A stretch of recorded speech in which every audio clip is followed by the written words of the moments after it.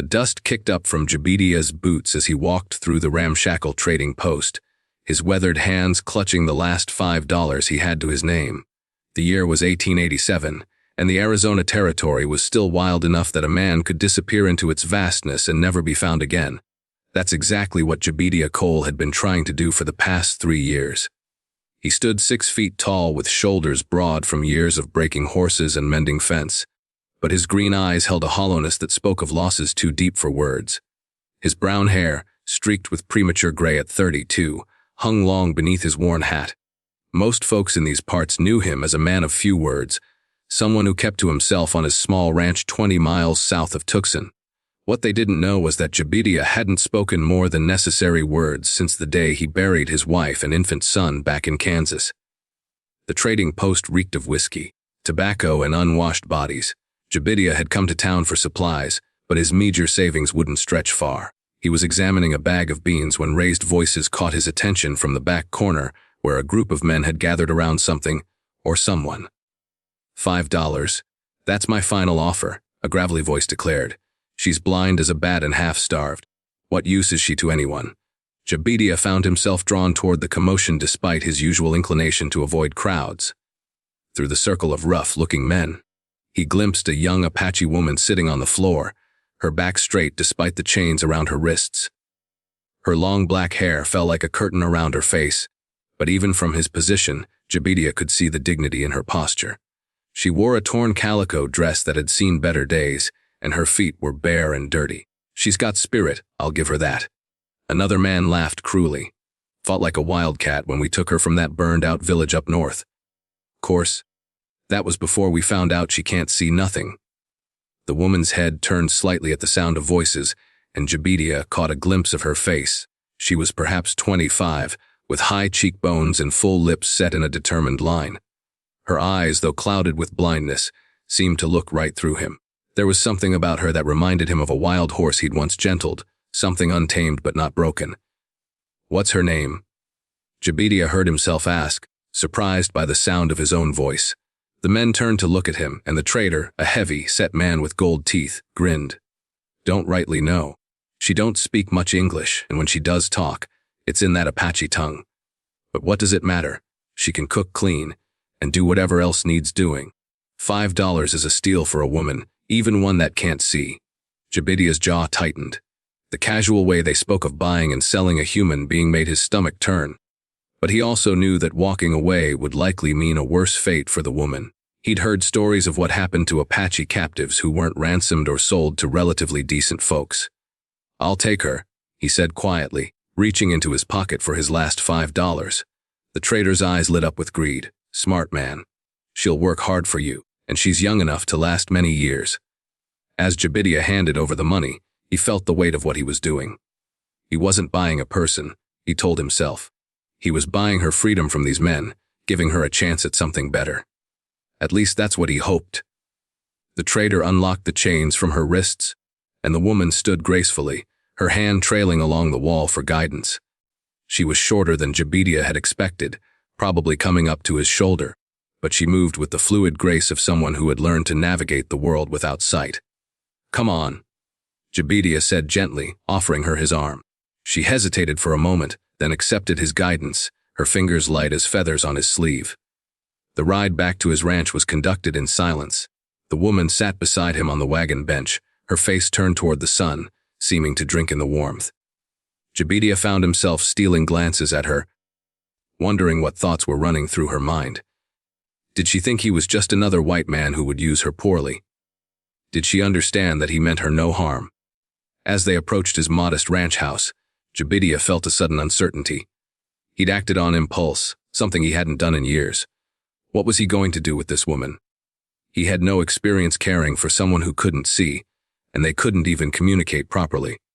The house was a simple adobe structure with 2 rooms and a covered porch. Behind it stood a small barn and corral where he kept his horses. It wasn't much, but it was clean and sturdy. Jebediah helped the woman down from the wagon, noticing how she immediately began to orient herself, listening to the sounds around her. "This is your home now," he said softly, then realized she might not understand. He guided her up the steps and through the front door. The interior was sparse but functional. A stone fireplace dominated one wall, with a simple wooden table and 2 chairs nearby.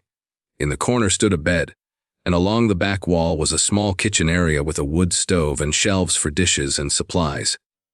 The woman stood in the center of the room, her head tilted as if listening to something Jabidia couldn't hear. Then she began to move, slowly at first, her hands outstretched as she mapped the space. She found the table, running her fingers along its surface, then the chairs, the fireplace, the kitchen area. Jabidia watched in fascination as she created a mental picture of her new surroundings.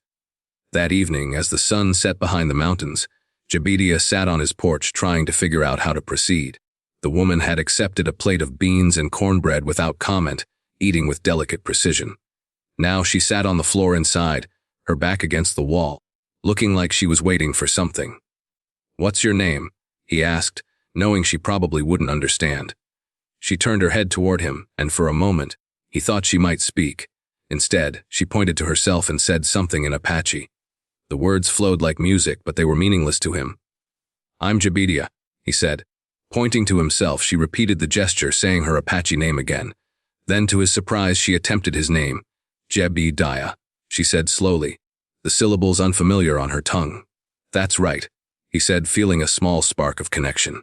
"And you are?" She said her name again, and this time he tried to repeat it. His pronunciation was terrible, and she actually smiled, a brief flash of amusement that transformed her entire face. It was the first time he'd seen her smile, and it did something strange to his chest. Over the following weeks, they developed a routine. Jabidia would rise before dawn to tend to his horses and check the fence lines. When he returned, he would find that the woman had somehow managed to prepare a simple breakfast using the supplies he'd shown her. She had an uncanny ability to navigate the kitchen, moving with confidence despite her blindness. He began to teach her English words, pointing to objects and saying their names. She was a quick learner, and soon she was able to communicate basic needs and wants. In return, she taught him a few Apache words, though he struggled with their pronunciation in a way that seemed to amuse her. Her name, he learned, was Ayana, which meant eternal blossom in her language. It suited her, he thought, watching as she tended to a small garden she had started behind the house. She had asked for seeds through a combination of gestures and broken English. And Jabidia had been amazed to watch her create neat rows of vegetables using only her hands and instincts. "How do you know where to plant?"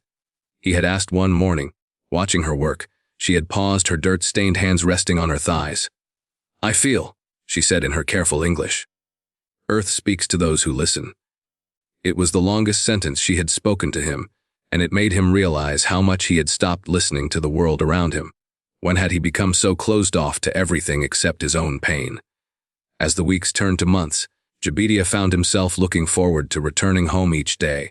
Ayana had transformed his sparse house into something that felt lived in and warm. She had woven grass mats for the floor and created beautiful baskets from materials she gathered during her careful explorations of the area around the house. The walls, once bare, now held her handiwork, but it was more than the physical changes that affected him. Ayana had a way of moving through the world that was both graceful and purposeful. She wasted no motion, spoke no unnecessary words, yet her presence filled the house with a kind of peace he hadn't felt in years. One evening, as they sat on the porch listening to the coyotes sing in the distance, Ayana spoke suddenly. "You carry great sadness, Jabidia, like stone in your chest." He stiffened, not prepared for such directness. "I don't know what you mean. I cannot see with eyes," she said softly, "but I see other ways. Your sadness, it makes shadows in your voice. Weight in your steps. You help me, but who helps you?" Jabidia stood abruptly, uncomfortable with the direction of the conversation. "I'm fine. Everyone needs help," Ayana said simply. "Even strong men who think they carry world alone." That night, Jabidia lay awake thinking about her words. When had he become so isolated? Even before the tragedy that had driven him west, he had been pulling away from people, building walls around his heart. Ayana's presence was threatening those walls, making him feel things he had thought were buried forever. The next morning brought unexpected visitors. Jabidia was repairing a section of fence when he heard the sound of multiple horses approaching. He looked up to see 5 Apache warriors riding toward the house, their faces painted for war. Fear shot through him, not for himself but for Ayana. He dropped his tools and ran toward the house, his heart pounding. By the time he reached the porch, the warriors had dismounted and were standing in a semicircle around Ayana, who had emerged from the house at the sound of their approach. Jabidia's hand went to his gun, but he stopped when he saw Ayana's face. She was smiling, and tears were streaming down her cheeks. One of the warriors, a man with gray in his hair and scars on his arms, stepped forward and embraced her gently. They spoke rapidly in Apache, and Jabidia caught the emotion in their voices even if he couldn't understand the words. These weren't raiders come to take her away. These were her people, her family, and they had found her. The leader turned to Jabidia, his dark eyes assessing. "You are the man who bought our daughter." Jabidia nodded, his throat tight.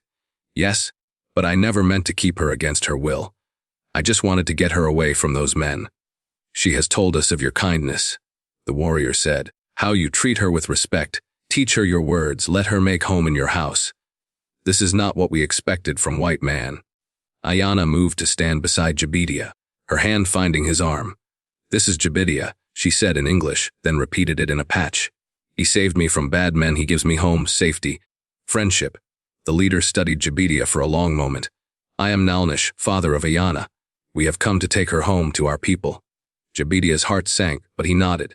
"Of course, she belongs with her family, but," Nalnish continued, "she tells us she wishes to stay. She says this place has become her home, and you have become her family too." Jabidia looked at Ayana in surprise. She had never spoken of wanting to stay, had never indicated that she saw him as anything more than the man who had bought her freedom.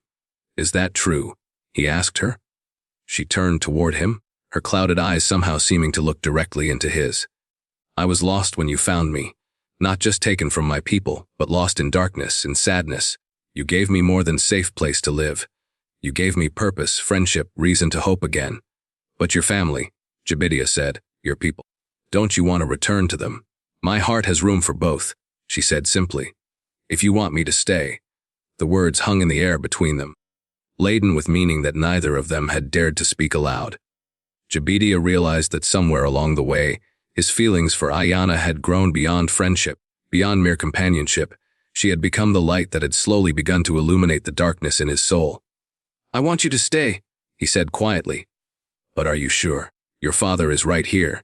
You could go back to your old life." Ayana shook her head.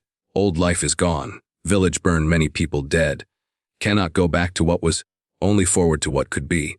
Nalnish spoke to his daughter in Apache, and she responded at length. Their conversation was animated but not angry, and Jabidia could see the love between them even as they negotiated this difficult situation.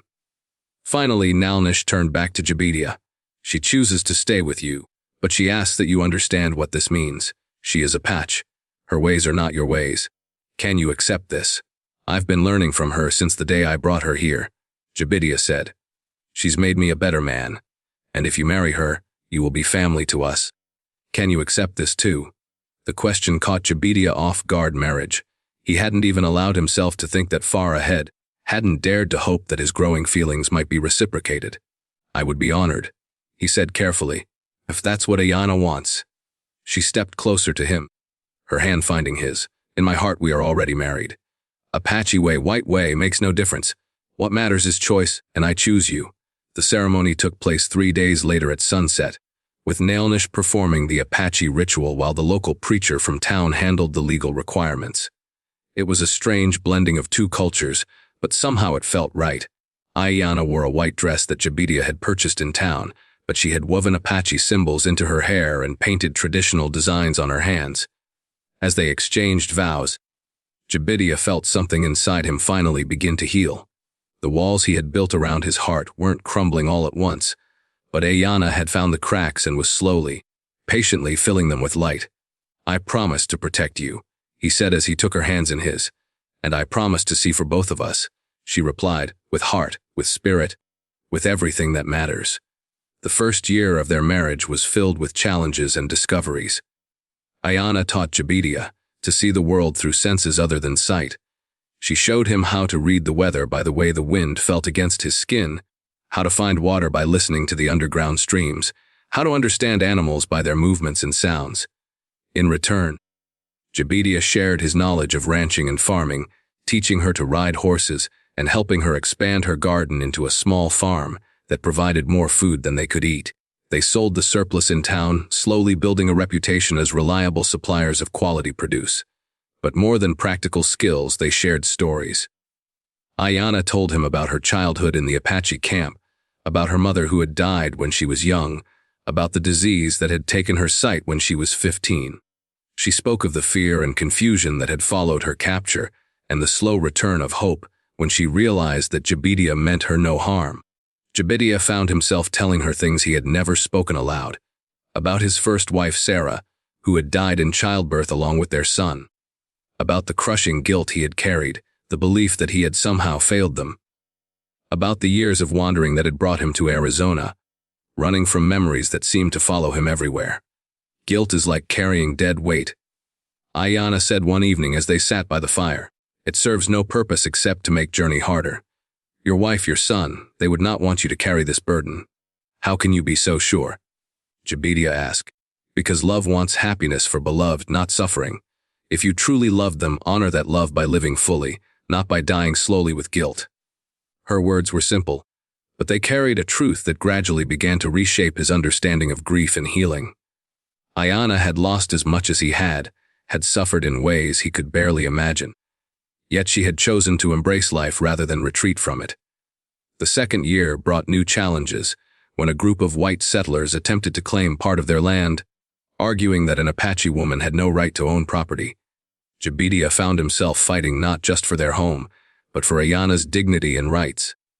The legal battle was exhausting and expensive, but they persevered with the help of Nalnish and his warriors, who made it clear that anyone who threatened Ayanna would have to answer to them. During this time, Jabidia discovered a strength in Ayanna that he had only glimpsed before. She faced the hostility and prejudice with quiet dignity, never allowing the cruel words and actions of others to diminish her spirit. She testified in court with such grace and intelligence that even the judge seemed moved by her testimony. "This land chose us as much as we chose it," she said when asked why she wanted to stay. "It speaks to me, feeds me, gives me purpose. I make it more beautiful, and it makes me more whole. Is this not what ownership means?" They won the case, but the victory came at a cost. The legal fees had drained their savings, and they faced a hard winter with little money and many enemies in town. Some of the local ranchers made it clear that they didn't appreciate having an Apache woman as a neighbor, and there were subtle threats and attempts at intimidation.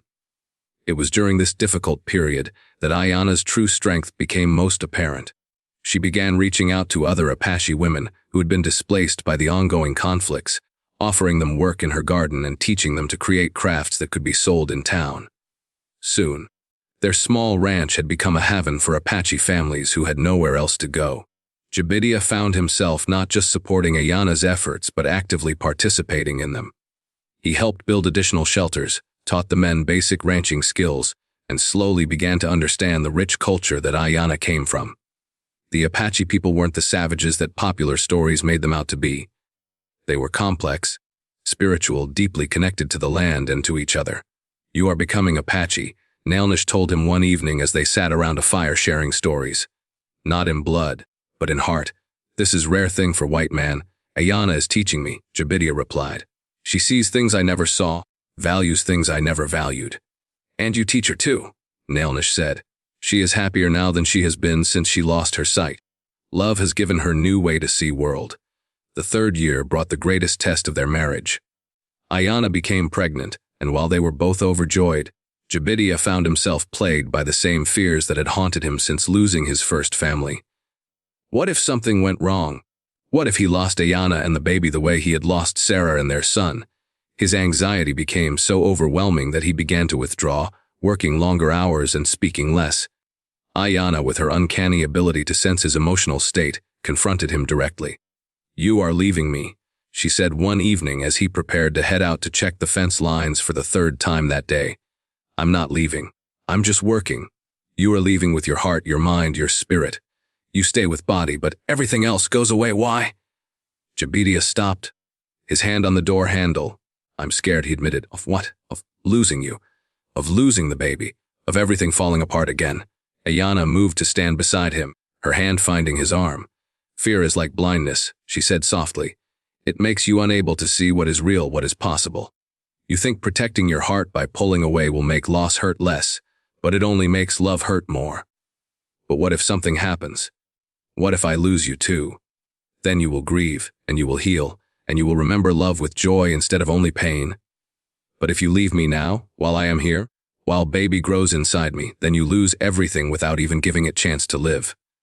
Her words cut through his fear like a blade, sharp and clean.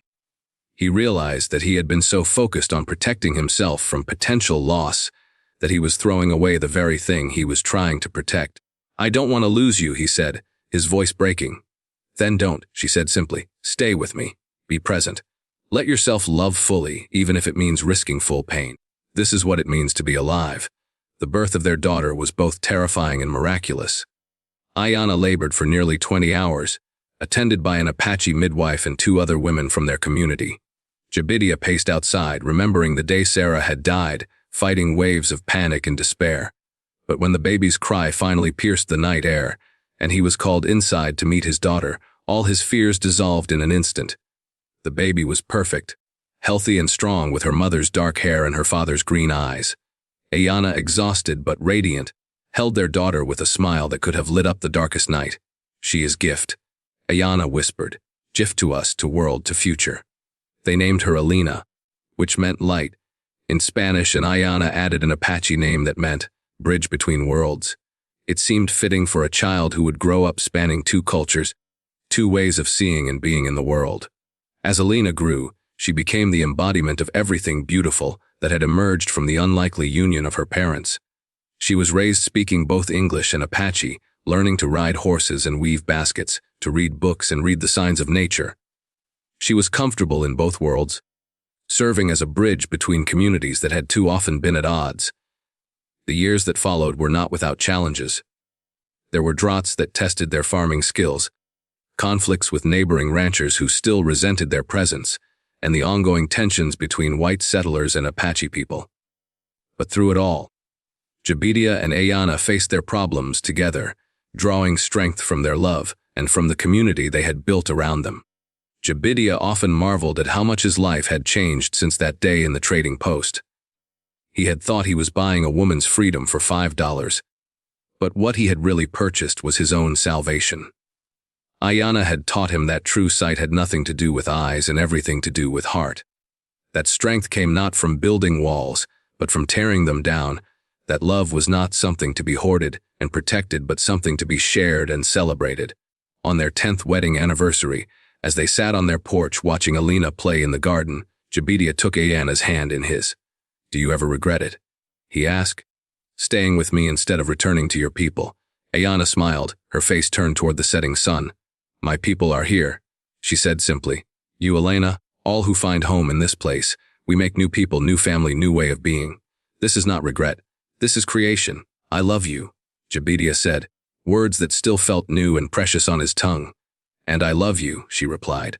From first day when you chose kindness over cruelty, love over fear. You gave me more than freedom. You gave me future. As the sun set behind the mountains, painting the sky in brilliant shades of orange and pink, Jabidia reflected on the journey that had brought them to this moment. He had been a broken man, closed off from the world and from himself. Ayanna had been a captive woman, stolen from her people and sold like property. Yet together they had created something beautiful and lasting, a love that transcended the boundaries of race and culture and circumstance. Their ranch had become a beacon of hope for others who had been displaced or marginalized, a place where Apache and white settlers could work together, where different cultures could blend and create something new. Alina was growing up to be a bridge builder like her mother, someone who could see the humanity in everyone regardless of their background. The $5 Jabidia had spent that day in the trading post had bought him more than he could have ever imagined. It had bought him a future, a family, a reason to believe in the possibility of redemption and renewal. But more than that, it had bought him the chance to become the man he was meant to be, the man that Ayanna's love had helped him discover within himself.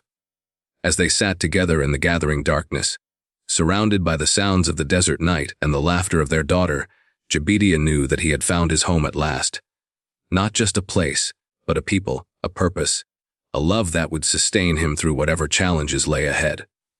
The broken cowboy who had stumbled into that trading post 10 years ago was gone, replaced by a man who had learned to see with his heart and love without reservation. The light that Ayana had brought into his life continued to shine, illuminating not just their own path, but the paths of all who came to them seeking hope, healing, and a chance to start again.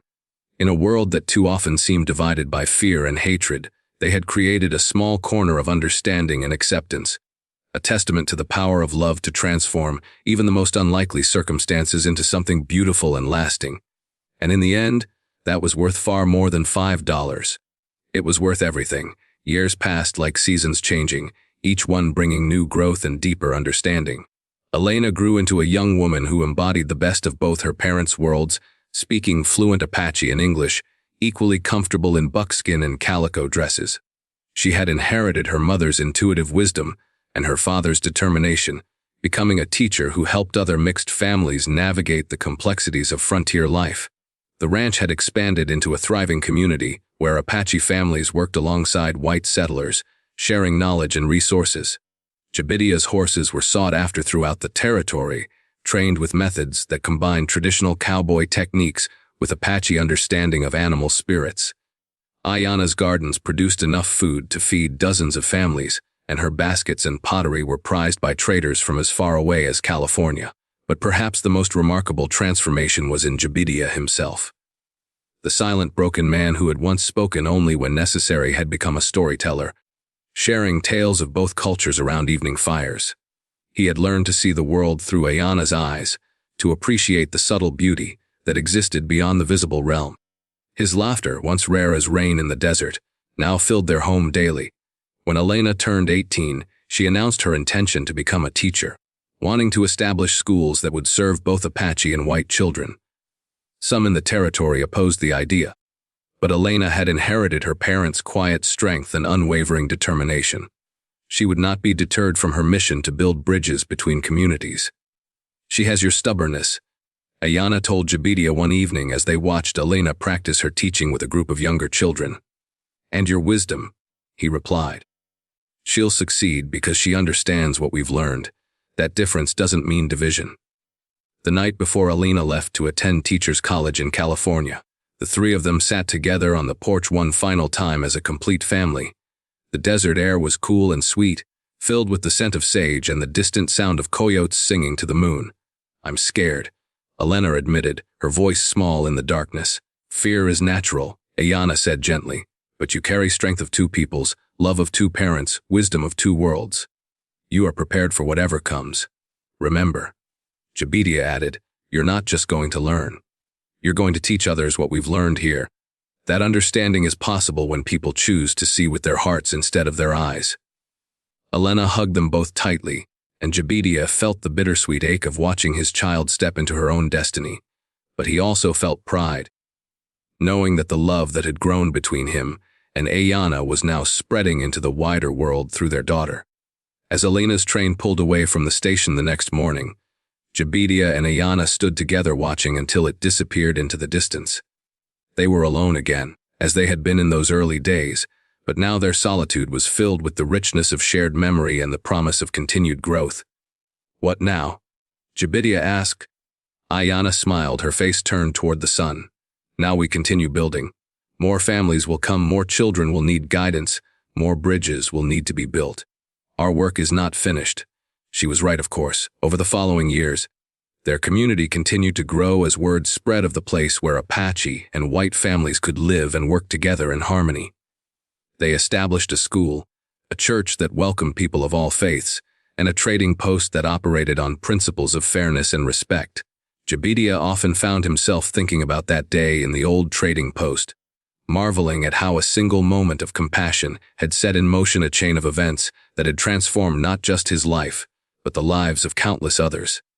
The $5 he had spent had purchased more than Ayana's freedom. It had bought the possibility of redemption, renewal, and hope.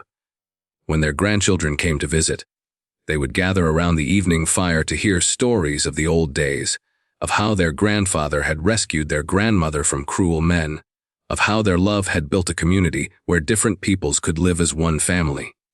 The children would listen with wide eyes, absorbing lessons about courage, compassion, and the power of love to overcome even the deepest divisions. One evening, as Jabedia sat with his newest grandson on his lap, the boy asked, "Grandpa, why did you save Grandma?" Jabedia considered the question carefully. "Because," he said finally, "sometimes the person you think you're saving is actually the one who saves you.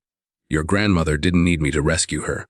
She needed me to love her, and I needed her to teach me how to love again." The boy nodded solemnly, not fully understanding but sensing the importance of the words. Ayana, sitting beside them with her hands busy with her weaving, smiled at the exchange. "And what did you learn?" the boy asked. "That the most important things in life can't be seen with your eyes," Jabedia replied. "They can only be felt with your heart. Love, hope, courage, kindness, these are the things that matter most, and they're invisible to everyone except those who know how to look for them." As the years went by, Jabedia and Ayana aged gracefully together, their love deepening with each passing season.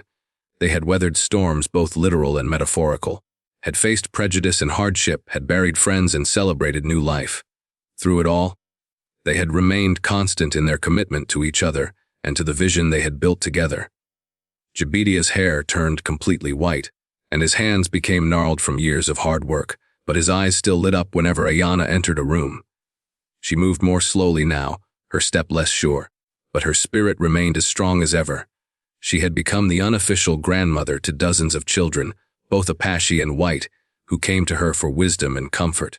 Elena returned from college with a teaching degree and a husband, a young man who shared her vision of bridging cultural divides. Together, they established the first integrated school in the territory, teaching children of all backgrounds to read and write in both English and Apache. The school became a model for others throughout the West, proof that education could be a force for unity rather than division. On a warm spring evening, as Jabedia and Ayana sat together watching their great-grandchildren play in the garden, Ayana suddenly reached for his hand. "Do you remember?" she said softly. "That first night, when you asked my name?" "I remember," Jabedia replied. "I thought I was being kind by trying to learn it." "You were being kind," she said. "But more than that, you were seeing me as a person, not as property. That was the moment I knew you were different from the others. You gave me a reason to hope again," Jabedia said. "I had forgotten what it felt like to look forward to tomorrow." "And you gave me home?" Ayana replied. "Not just a place to live, but a place to belong. You made me part of your heart, and I made you part of mine." They sat in comfortable silence, watching as the sun set behind the mountains, painting the sky in brilliant shades of gold and crimson. The desert around them was alive with sound, the chirping of crickets, the distant call of an owl, the laughter of children playing in the gathering dusk. "I love you," Jabedia said, the words as true and necessary as they had been on their wedding day. "I love you too," Ayana replied, "always and forever." As the stars began to appear in the darkening sky, Jabedia reflected on the journey that had brought them to this moment. He had been a man lost in grief and anger, closed off from the world and from himself. Ayana had been a woman stolen from her people, sold like an object, facing an uncertain future. But together they had created something beautiful and lasting, a love that had not only healed their own wounds, but had helped heal the wounds of others. Their story would be told for generations, passed down through the families they had helped, the children they had taught, the communities they had built. It would be a story of hope triumphing over despair, of love conquering fear, of two people from different worlds finding common ground in their shared humanity. The $5 that had started it all had grown into something beyond price, a legacy of compassion and understanding that would continue long after they were gone. In a world that too often seemed divided by differences, they had proven that love could bridge any gap, heal any wound, overcome any obstacle. And so, as the desert night enveloped them in its gentle embrace, Jabedia Cole and Ayana sat together in perfect contentment, surrounded by the evidence of a life well lived in a love that had changed the world, one heart at a time. The silent cowboy had found his voice. The blind woman had opened his eyes, and together they had created a vision of what was possible, when people chose to see with their hearts instead of their eyes. Their story was far from over, but this chapter was complete, a testament to the power of a single act of kindness to transform lives and communities.